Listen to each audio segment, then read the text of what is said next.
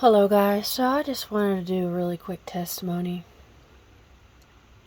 I was talking to a sister of mine on the phone the other night and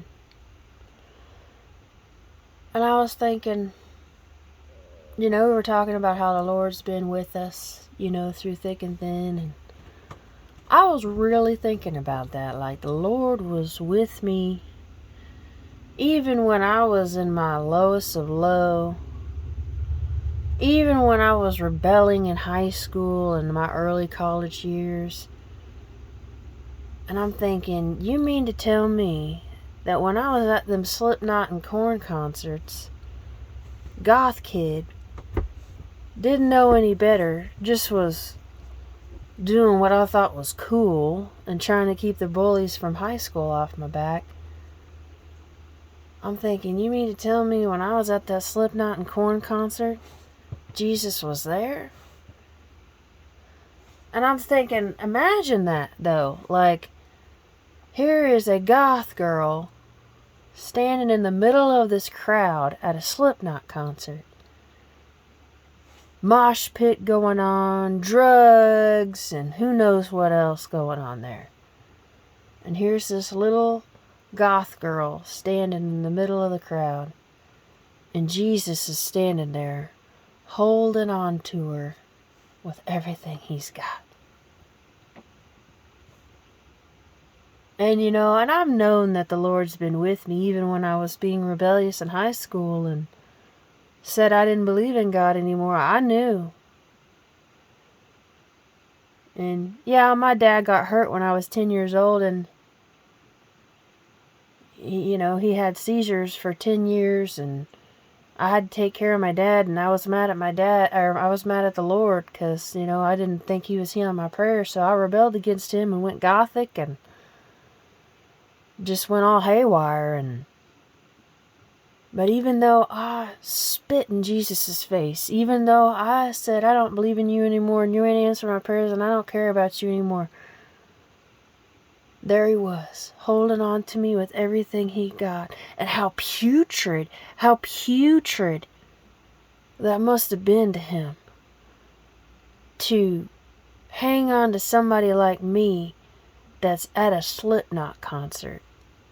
Or to hang on to somebody like me that's got, Egyptian, statues and wolf statues all over her house. And, I didn't know that all of that stuff was demonic and symbolized, what it symbolized. And that must have been putrid to the Lord. But yet his love and his grace and his mercy endured, long-suffering with me. Even through me yelling at him and holding my fist up in the air, telling him I hated him. And he held on to me with everything he had. Until finally I turned back to him. And when I turned back to him, my father was healed a week later. And I told myself after that, no matter what happened, I would never, ever, ever deny Jesus Christ ever again. And I just thought, even after that, I still had all of that stuff that I thought was quote-unquote cool. All of that Egyptian stuff and wolf figurines and, stuff. Just stuff that I thought was cool, And I still was partying even after I went back to the Lord. Even after I said, okay, I believe in you, Lord. Even though the Lord answered my prayers and healed my father right after that, I still couldn't let go of the stupid stuff.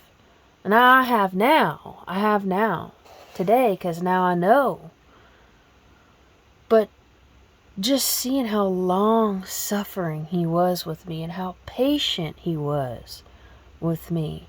And I think we need to keep that in mind when we're out ministering to people. How the Lord long-suffered with you.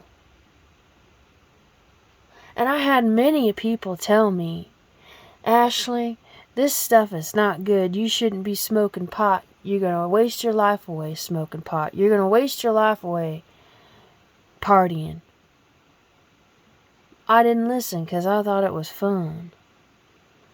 And you know, back in my day, which I guess wasn't very far away because I'm only 36, which really isn't that old, really. But back in my day, the thing that was in was metalhead. Being a metalhead, at least in my opinion, was cool. And nowadays, it's the unicorn backpacks and the rainbows and the, I don't want to say the, XYZ GQBT, and now all that stuff's in. And I was sitting here thinking, that's the same trick. That's the same trick that the devil did to me when I was a kid. And I didn't even know. I had no idea. I just thought it was cool. And then before you know it, I was in it.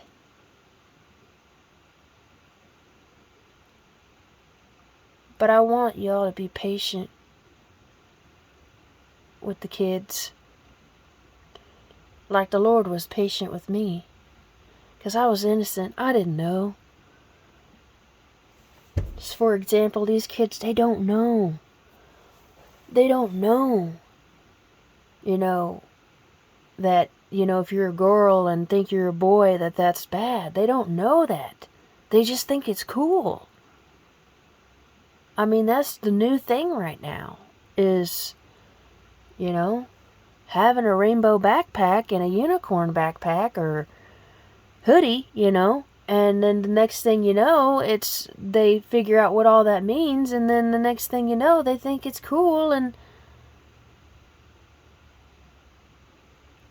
But I just hope that we can be loving and understanding enough with these kids to guide them in the right direction in a loving way before it's too late for them. Because the only difference is if they, do something physically to their bodies, that's something that might be irreversible physically. And how emotionally that might impact a child later on in their life whenever they realize they were tricked by the devil. Just like I was tricked by the devil thinking that all this gothic stuff was cool and all this music and stuff. But how patient the Lord was with me. Can you imagine Jesus holding on to a goth girl in the middle of a Slipknot concert and still holding on to her even after she said, okay, Lord, I'll never deny your name ever again, but I'm going to continue listening to metal and smoking weed and fornicating and all of these knickknacks that are demonic. And how putrid it must have been to Jesus. But he loved me so much that he held on to me with everything he had. And that's what these children need to know, and these teenagers, that Jesus is holding on to you with everything he's got. Please don't deny him anymore. Because the moment I quit denying him was the moment the chains started to break from me. Was the moment that I realized, well, maybe Slipknot is a little crazy and I shouldn't be listening to it. And then a couple years later, well, maybe this marijuana isn't something the Lord wants me to do. And then a couple years later, well, maybe, all this fornicating isn't satisfying like I thought it was, or, maybe this isn't the love that I needed. And every time that I did the maybes, I went to the Lord and wept. And he broke those chains for me. He broke that marijuana addiction from me. He broke that gothic, demonic entity that was trying to lie to me and try to take my soul. And people will say, don't judge the don't be mad at the person, be, mad at the sin. Don't hate the person to hate the sin. Well, I say don't hate the person, hate the demon that's whispering in their ear. And that's why it's so important to tell people about Jesus. Jesus is holding on to each and every person in this world that's lost and doesn't believe. Every single one of them. The murderers, the pedophilia, the Satanists, the whoremongers, the haters, the murderers, all of it. He don't wish them to perish either, as hard as that might be to understand. He's still holding on to them. And I ain't saying that God hasn't given some of them over to a reprobate mind, because I'm sure He has, but I'm telling you, 9 times out of 10, He's still holding on to them with everything He's got, because He wished none to perish. Just like me, He wished that I wouldn't perish. And I thank God that He didn't give up on me. I thank Jesus Christ that He didn't give up on me.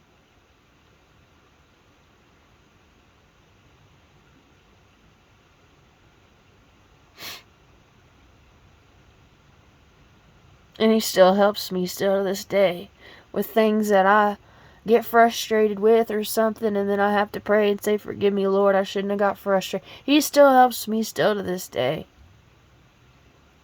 But I'm telling you, these kids and these teenagers, they need to hear that Jesus is holding on to them with everything He's got.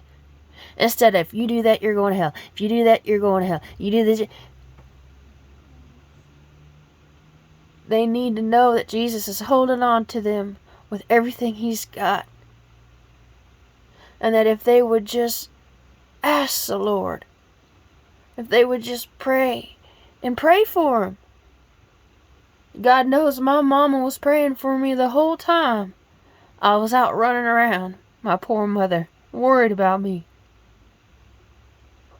Praying to the Lord, please protect her. And the Lord was there protecting me the whole time. God knows what was out there in that mosh pit. And there could have been rapists and murderers and pedophiles. Who knows? I could have been laced with drugs. Knocked out, pill put in my drink. It happens every day, all the time, unfortunately. But yet the good old Lord was there protecting me. Answering my mama's prayers. And I'm telling you, if you're listening to this video, it's not by chance. And I want to let you know that the Lord is hanging on to you with everything He's got. Please, don't turn your head away from Him. He loves you. All I'm asking you to do is try. Just try to talk to Him. And just talk to Him. Just say, Jesus, I'm just a little old me and I need help. Whatever it is that's on your heart. Ask Him. Help me understand you. Help me understand the Bible. Because He did that for me too. I didn't understand the Bible. Help me get off my addictions. Because He did that for me. Help me get out of pornography. Because He did that for me. You can do it through the power of Jesus Christ. But you have got to seek Him. You've got to. And the only way you can seek Him is believe upon Him and what He did for you on that cross. That He died on the cross, rose on the 3rd day. And you have to receive Him. You can't just, oh, well, I believe. No, you have to continue to seek Him. You've got to pray to Him. You've got to pour your heart out to Jesus for these things to break free out of your life. And I promise you, the more you cry out to Jesus, the more you ask Jesus for help in prayer, you will begin to see how easier and easier and easier it is to live without your addiction. To live without the things of this world.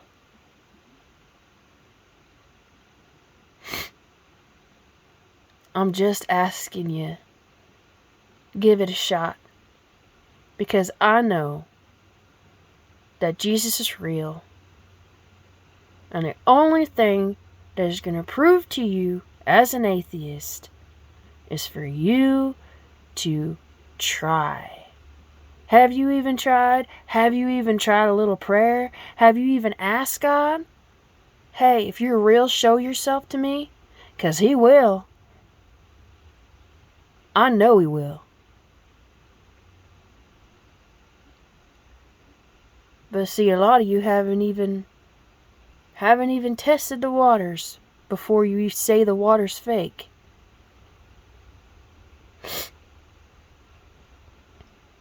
Jesus is the only thing that is real in this world. Jesus is the only thing that you can rely on and know that is truth in this world. Everything else is ideas, opinions, and skepticals.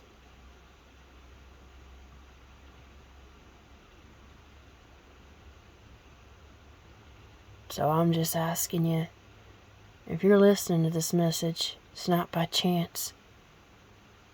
He held on to me with everything He got, and I'm glad He didn't let go, and I'm glad He still doesn't let go. Because I'm telling you, I'm still not perfect.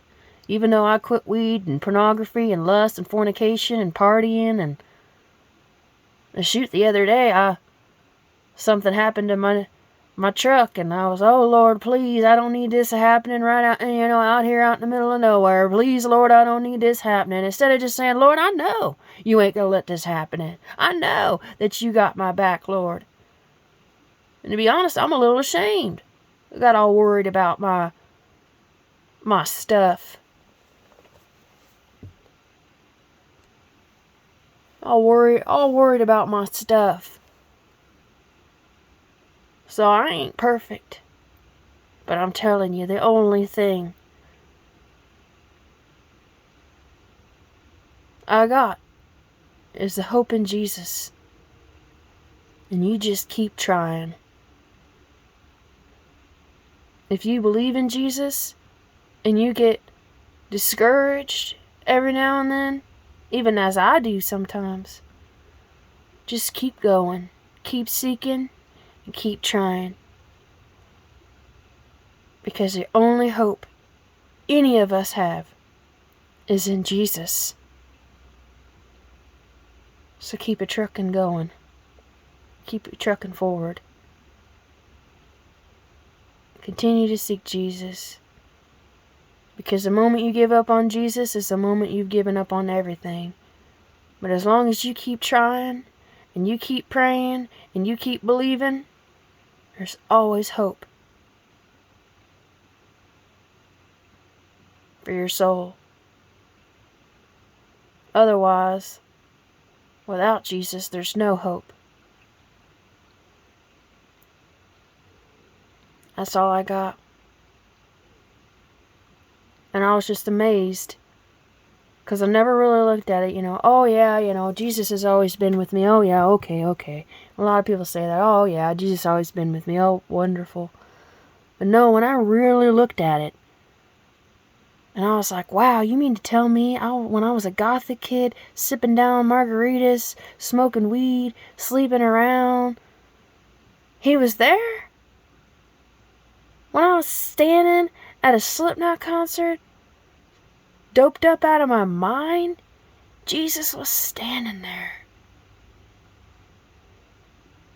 And how putrid that was to him.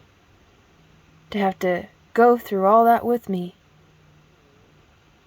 But he did it because he loved me. That's what love is.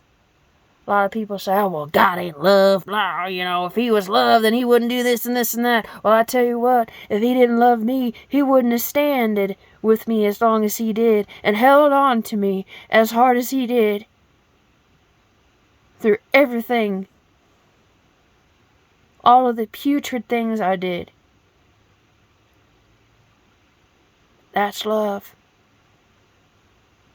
And that's proof of his love and grace and mercy and kindness and long-suffering.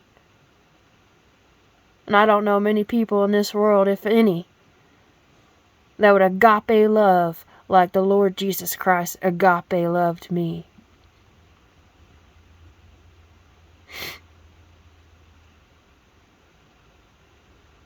Just try. That's all I'm asking.